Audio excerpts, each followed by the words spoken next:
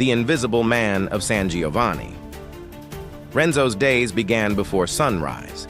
He mopped up the chaos of night shifts, emptying bins overflowing with stories. To the doctors, he was a nod. To the patients, a gentle smile. To the hospital, a fixture, steady, silent, unnoticed. What no one knew, not even Renzo, was that behind his modest uniform lay a lineage older than the hospital walls. A lineage waiting to be awakened, the death of a count. Across the city, Count Paolo Cenci Grappallo lived and died in seclusion. His passing triggered a storm. Wealthy relatives descended like hawks to claim his fortune. But the estate lawyers uncovered something the aristocrats never expected. A missing branch in the family tree, a forgotten line, a name that led not to a villa but to a cleaning closet at San Giovanni. And so, one quiet afternoon, a formal legal notice arrived at Renzo's tiny apartment, shattering the peaceful retirement he had just begun. A fortune beyond imagination.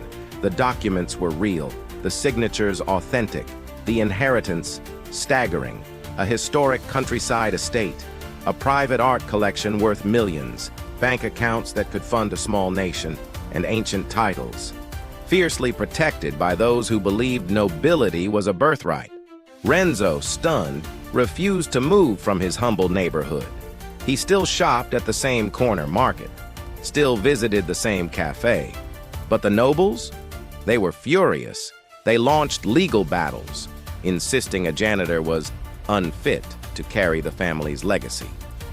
Italy watched, and Italy chose its side, the bloodline that could not be denied. Genealogists traced the truth with cold precision. Renzo was the sole legitimate heir, the last surviving descendant in a line that had quietly splintered generations earlier. The irony was almost poetic. A man who spent his life cleaning up after others was now the custodian of a centuries-old dynasty. The media crowned him Il Conte Custode, the Janitor Count. Crowds gathered outside San Giovanni. For once, Renzo wasn't invisible. He was a symbol, proof that destiny doesn't check resumes, the legacy of the ordinary millionaire. Today, in 2026, Renzo uses his inheritance for the hospital. He funds new equipment, modern renovations, and scholarships for young workers. Workers who remind him of himself, quiet, overlooked, essential. When asked why, he simply says, "Titles fade, character doesn't." And maybe that's the real lesson here, that the greatest fortunes don't always land in the hands of those who chase them. Sometimes they find the people who never imagined they were worthy of them. Thank you for watching.